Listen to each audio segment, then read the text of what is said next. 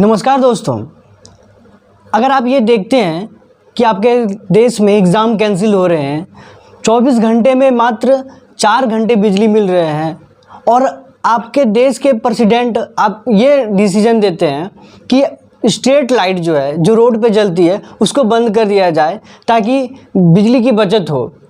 चावल 500 रुपये केजी मिलने लगे और जो आपके जितने भी फूड ग्रेडिएंट हैं उनकी कीमत 5 गुना 6 गुना बढ़ जाए, तो सोचिए कैसा होगा। यही हालत है अभी श्रीलंका का। तो आज मैं डिस्कस करूंगा कि श्रीलंका में जो इतने बड़े फाइनेंशियल क्राइसिस आया है, इसका क्या रीज़न है और किन किन कारणों के वजह से ये इतना बड़ा फाइनेंशियल क्राइसिस हो गया है वहाँ पे। तो वहाँ का जो इकोनॉमी है वो दो चीज़ पे बहुत ज़्यादा डिपेंड करता है, वो है टूरिज़्म और दूसरा है एग्रीकल्चर। टूरिज़्म और एग्रीकल्चर, यही दो चीज़ से उनका लगभग सारा इकोनॉमिक चलता है। अब क्या कारण था जिनके वजह से ये सारा क्राइसिस आना शुरू हो गया है? सबसे पहला बात करते हैं हम लोग टूरिज़्म की। तो टूरिज़्म में आपको पता है कि पिछले 2 साल से कोविड के कारणों से इतने ज़्यादा इफ़ेक्ट पड़े हैं टूरिज़्म पे कि ये सिर्फ श्रीलंका का ही बात नहीं है, पूरे दुनिया का बात कर रहा हूँ मैं कि कोविड के कारण बहुत ज़्यादा नुकसान हुआ है टूरिज़्म डिपार्टमेंट पे। तो श्रीलंका का जो मेन सोर्स था वो टूरिज़्म था और जिसमें से कहा जाता है कि रसिया जो है, रसिया से लगभग 16% लोग टूरिज़्म के माध्यम के लिए श्रीलंका आते थे, जिनसे उनको बहुत ज़्यादा रेवेन्यू मिलता था। लेकिन मौजूदा हालत में रसिया और यूक्रेन के युद्ध के कारण वहाँ से भी लोग बहुत कम आ रहे हैं, जिसके वजह से 16% तो एकदम पूरा आपका ख़त्म हो गया और वो जिसके वजह से टूरिज़्म से जो पैसे आ रहे थे उनको वो आना बंद हो गया।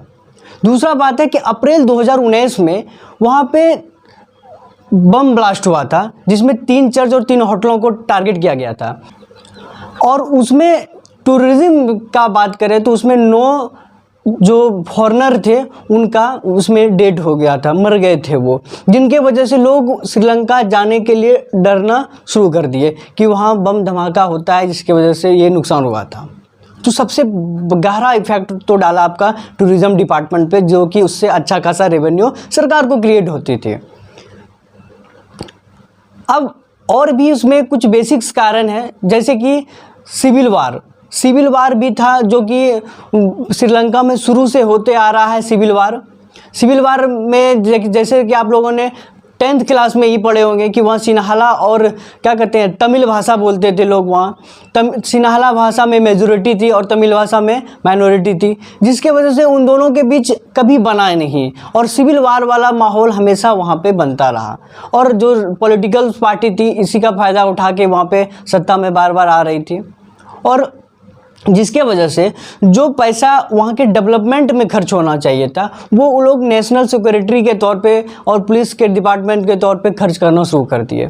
जो उनका प्रोजेक्ट वगैरह था वो लोग उस पर कोई इन्वेस्ट नहीं करना चाह रहे थे। जो अलग अलग जो अमीर कंट्री हैं, रिच कंट्री हैं, वो लोग इन्वेस्ट नहीं करना चाह रहा था, क्योंकि वो उन लोगों को स्टेबल नहीं लग रहा था कि श्रीलंका जो है स्टेबल कंट्री है, क्योंकि वहाँ तो सिविल वार हो रहा था। और सिविल वार वाले सिचुएशन में आपको पता है कि क्या होता है कि वहाँ पैसा स्टेबल होना या गवर्नमेंट का स्टेबल होना सबसे ज़रूरी है कि गवर्नमेंट स्टेबल हो, जिसकी वजह से लोगों को ये भरोसा हो जाए कि हम पैसा वहाँ इन्वेस्ट कर रहे हैं तो हमको वहाँ रिफंड मिल जाए। अब दूसरा बात है एग्रीकल्चर का। तो एग्रीकल्चर डिपार्टमेंट में जब 2019 में प्रेजेंट सरकार बनी थी तो वहाँ का प्रेसिडेंट ने ये वादा किया था कि एग्रीकल्चर डिपार्टमेंट में हम लोग बहुत ज़्यादा रिवॉल्यूशन लाएंगे। उसके लिए उन्होंने एक रातों रात बोलिए तो एक घोषणा जारी कर दिया गया कि जितने भी एग्रीकल्चर डिपार्टमेंट है सब में ऑर्गेनिक खेती किया जाएगा। जितने भी पेस्टिसाइड्स हैं या फर्टिलाइजर्स हैं उन सब चीज़ों को हटा दिया जाएगा। इससे तो देखिए ये एक बढ़िया चीज़ है, लेकिन इससे बहुत ज़्यादा इफ़ेक्ट हुआ है, क्योंकि रसिया एक ऐसा कंट्री है जहाँ पे सारा चीज़ बाहर से मंगाया जाता है और बाहर से मंगाने के कारण कुछ ही ऐसी चीज़ हैं जो कि उनके यहाँ उपज होती है, जैसे कि चाय और चावल। खासकर ये दोनों चीज़ तो वहाँ उपज होती थी और इस ऑर्गेनिक खेती के कारण इन दो चीज़ों पे भी बहुत ज़्यादा इफेक्ट डाला। जो चावल वहाँ पर्याप्त मात्रा में हो जाती थी वो भी आपको बाहर से उन लोगों को मंगवाना पड़ गया, जिसके वजह से वहाँ जो इन्फ्लेशन आए बहुत ज़्यादा बढ़ गया।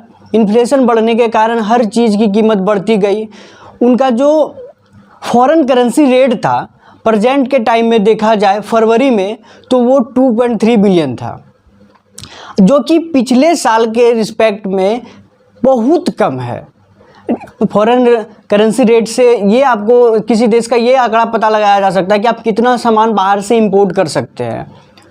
और दूसरी बात रहा कि वहाँ की जो करेंसी है वो डॉलर के रिस्पेक्ट में बहुत ज़्यादा गिर गया। पहले 200 रुपया, वहाँ 200 रुपया श्रीलंकन पैसे के हिसाब से $1 होती थी, लेकिन अभी फ़िलहाल 300 के आसपास हो चुकी है।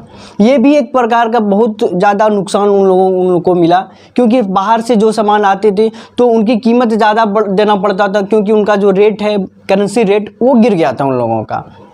और एक मेजर प्रॉब्लम और है जो बहुत ज़्यादा इफ़ेक्ट डाला लास्ट में ये, जैसे कि पता है कि हम लोग जब कोई बड़ा प्रोजेक्ट करते हैं तो उसके लिए हम लोगों को बड़ा अमाउंट का ज़रूरत पड़ता है, और श्रीलंका कुछ खास बड़ा कंट्री है नहीं जिनके पास बहुत ज़्यादा अमाउंट हो।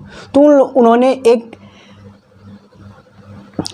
हेम्बनटोटा इंटरनेशनल एयरपोर्ट का ड्रीम प्रोजेक्ट था उनका, और उन्होंने सबसे पहले ये प्रोजेक्ट के लिए को लेकर यूएस गए और उन्होंने इस प्रोजेक्ट पे इन्वेस्ट करने के लिए यूएस को बताया। तो उन्होंने इस प्रोजेक्ट को रिजेक्ट कर दिया, क्योंकि उनको पता था जब इन्होंने एनालिसिस किया गया इस प्रोजेक्ट का तो उनको लगा कि इस प्रोजेक्ट में घाटा है, पैसा मुनाफा नहीं है। जब इंडिया के पास ये प्रोजेक्ट लेके आया तो इंडिया ने भी उन्हें रिजेक्ट कर दिया, और उसको समझाया गया कि ये प्रोजेक्ट आपको मुनाफा में नहीं घाटा में ले जाएगी, लेकिन फिर भी वो नहीं माना।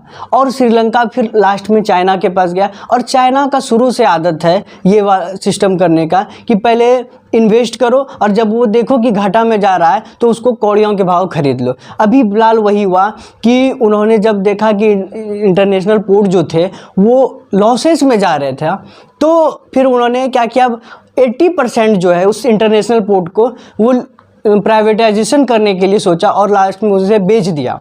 तो बेचने के बाद ख़रीदा कौन, तो एक चाइना का ही एक कंपनी है जिन्होंने ख़रीदा उसको, जिसके वजह से सारा प्रॉफिट जो है वो चाइना को जाना शुरू हो गया। और ये चाइना का हर एक कंट्री के साथ ऐसा उनका संबंध रहता है। चाइना इस फिराक में रहता है कि कैसे किसको लूटा जाए।